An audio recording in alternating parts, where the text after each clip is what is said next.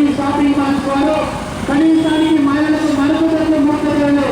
మరి కట్టించలేని దుస్థితిలో ఉన్నారంటే ఒక్కసారి వ్యవస్థ ఎదుగుతుందో ఆలోచించుకోవాలని మరి అక్కడ 12 పదయాత్రలో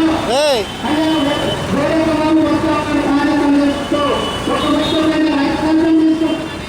అలా మీరు లోన్ రైతులకు మాకు మొదలుంట మరి కూడా రాబడ కోసం సమేత ఆందోళన